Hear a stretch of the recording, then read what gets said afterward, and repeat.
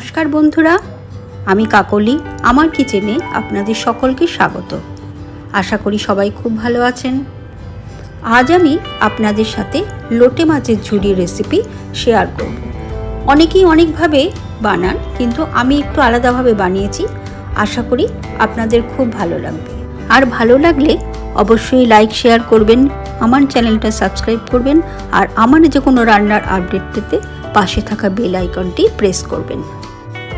লোটে মাছের ঝুড়ি বানাবার জন্য 6 পিস মাছ আমি এইভাবে অর্ধেক করে কেটে নিয়েছি।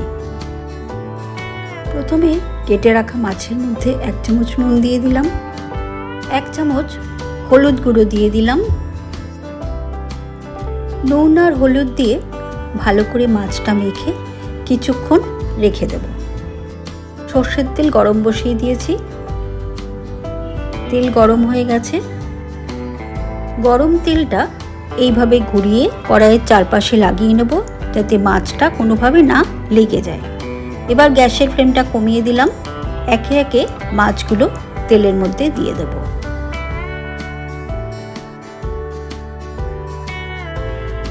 এবার গ্যাসের ফ্লেমটা হাই করে মাছ ভাজা করে নেব।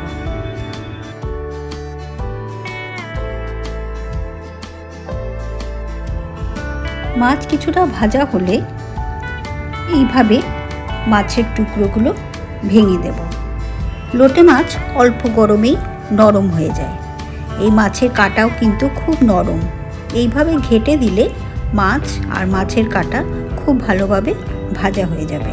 খাওয়ার সময় কোনো রকম কোনো অসুবিধাই হবে না।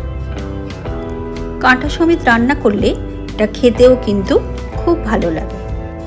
লোটে মাছে প্রচুর পরিমাণে ওমেগা 3 থাকায় হার্টের জন্য কিন্তু খুবই উপকারী। মাছ কিন্তু একটু কড়া করে ভেজে নিতে হবে। মাছ ভাজা হয়ে গেছে। এবার একটা পাত্রে ভাজা মাছ তুলে নেব।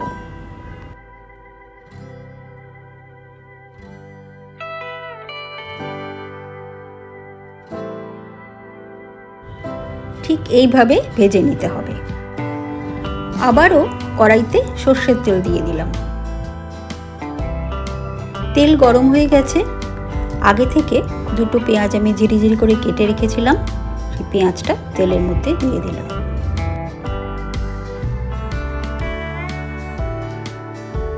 পেঁয়াজটা তেলের মধ্যে ভালো করে একটু ভাজা করে নেব।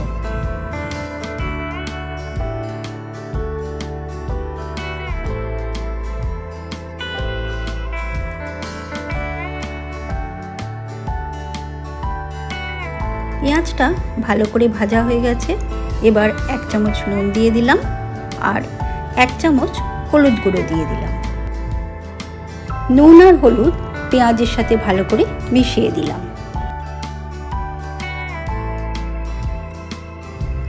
চিড়ে রাখা কাঁচা লঙ্কা দিয়ে দিলাম আর টুকরো করে রাখা টমেটো দিয়ে দিলাম। টমেটো আর কাঁচা লঙ্কা ভালো করে পেঁয়াজের সাথে একটু মিশিয়ে দিলাম। নুন আর ঝাল আপনারা আপনাদের স্বাদ মতোই দেবেন। চাপা দিয়ে 3 থেকে 4 মিনিট রেখে দেব। 4 মিনিট পর ঢাকনা সরিয়ে দিলাম। টমেটোটা অনেকটাই নরম হয়ে গেছে।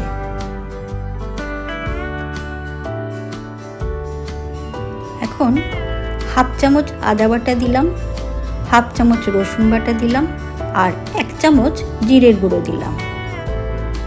সব কিছু খুব ভালোভাবে মিশিয়ে দিলাম। মশলা খুব ভালোভাবে মেশানো হয়ে গেছে। এখন আগে থেকে ভেজে রাখা মাছ দিয়ে দেব।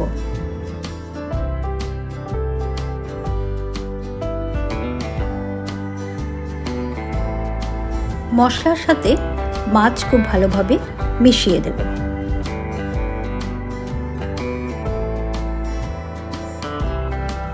অল্প অল্প জল ওপর থেকে এইভাবে ছিটিয়ে দিলাম। বেশি জল দিলে কিন্তু লোটে মাছের ঝুড়া খেতে একদমই ভালো লাগবে না। কড়াই চাপা দিয়ে 2 থেকে 3 মিনিট রান্না হতে দেব। 3 মিনিট পর ঢাকনা সরিয়ে দিলাম। লোটে মাছের ঝুড়ি কিন্তু একদমই তৈরি হয়ে গেছে। এখন উপর থেকে একটু ধনেপাতা ছড়িয়ে দিলাম।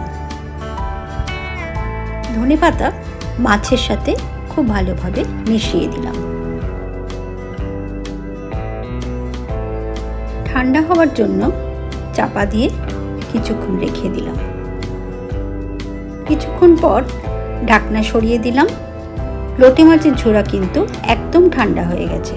এখন একটা বাটিতে তুলে নিলাম।